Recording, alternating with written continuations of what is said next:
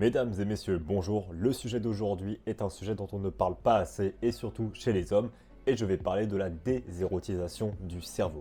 Dans notre ère moderne, on est constamment bombardé de contenus hyper sexualisés, que ce soit dans les publicités, dans les réseaux sociaux, dans la vie de tous les jours, peu importe où tu regardes, tu vas voir du contenu à caractère sexuel. Et cette surabondance peut totalement altérer notre bien-être mental, physique et changer complètement la manière dont on pense. Et au-delà de l'instinct primaire de reproduction, on est souvent attiré par ce contenu pour fuir à quelque chose, pour échapper à un profond mal-être. Que ce soit l'anxiété, la solitude, l'ennui, il y a diverses raisons pour lesquelles une personne irait voir ce genre de contenu. La tentation d'avoir un soulagement temporaire est constante et rappelée à chaque fois que tu vas dans les rues et que tu vois une publicité. Ce qui en soi, on pourra argumenter, est normal parce que c'est un désir primaire, et du coup, il est justifiable.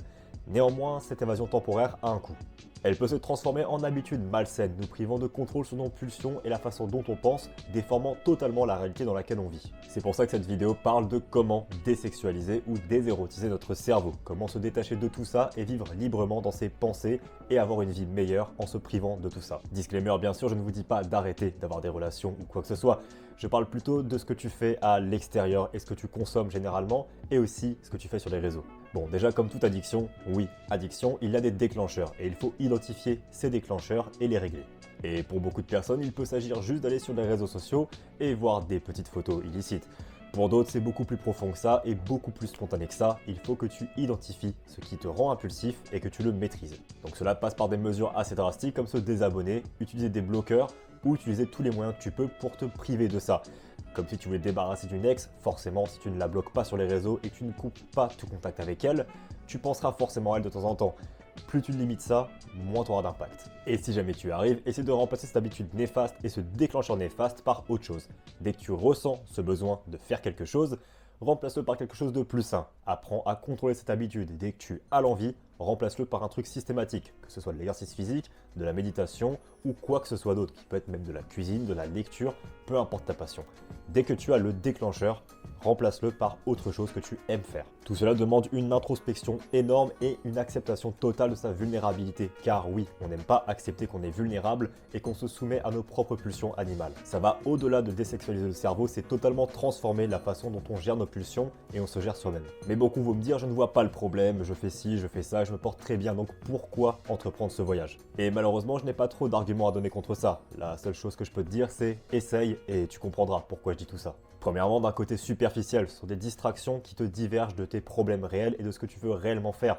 C'est d'une certaine manière une perte de temps. Tu passes trop de temps à te distraire avec ces choses-là et tu perds du temps pour faire les choses qui comptent réellement.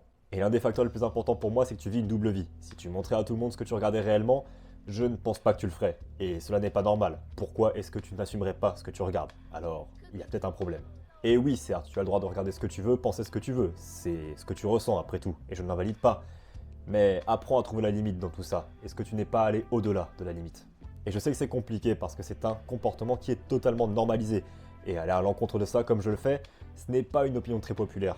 Ou ça l'est et juste personne n'en parle, donc je me suis mis à en parler. C'est un chemin très difficile mais extrêmement gratifiant. Je sais qu'il y a énormément de personnes qui ont une addiction, ou si ce n'est pas une addiction, c'est très léger, mais pour beaucoup, cela va totalement changer vos relations et quand vous percevez les hommes, les femmes et l'humain en général. Tu vas cultiver de bien meilleures relations basées sur le respect et pas juste sur l'apparence, parce que détrompe-toi, tout a un impact sur toi. La façon dont tu vois les corps va être totalement modifiée. Tu vas commencer à juger encore plus les personnes par leur corps, de par ce que tu fais. Parce que ton attirance est purement basée sur ce que tu vois sur une petite miniature et pas sur la réalité. Donc en fait, tout change. Et tout cela, enfin, mène à une grande méditation parce que tu apprends à reprendre le contrôle de toi-même et à gérer toutes tes pulsions. Ce n'est pas quelque chose d'anodin. Je sais que tu vas avoir beaucoup de contenu sur les réseaux qui disent que c'est normal, que c'est quelque chose que tout le monde fait et que du coup, c'est normal. Ce n'est pas forcément parce que tout le monde fait quelque chose que c'est normal, d'accord? Réfléchissez si réellement c'est bénéfique pour vous. Qu'est-ce que ça vous apporte? Et pour conclure tout ça, je veux juste dire quelque chose que j'avais entendu. Actuellement dans la société, on a accès à plus de femmes, plus de contenu, plus d'hommes que n'importe quel plus grand roi du monde à la portée de nos doigts et à la portée d'une seule recherche sur Google. Cela n'est pas normal. Tu pourras rencontrer énormément de ressources pour t'aider et des arguments qui peuvent être meilleurs que les miens. Je fais cette vidéo juste pour en parler parce que j'ai l'impression que personne n'en parle en France et que c'est seulement en Amérique qu'on en parle, mais c'est un réel problème et un réel fléau pour la nouvelle génération, notre génération et la génération d'avant. Personne n'en parle parce que c'est tabou, et si c'est tabou, c'est peut-être bien que c'est pas si normal. Arrêtez d'être soumis par vos pulsions, reprenez le contrôle de votre esprit, de votre corps et devenez meilleur. C'est tout pour moi.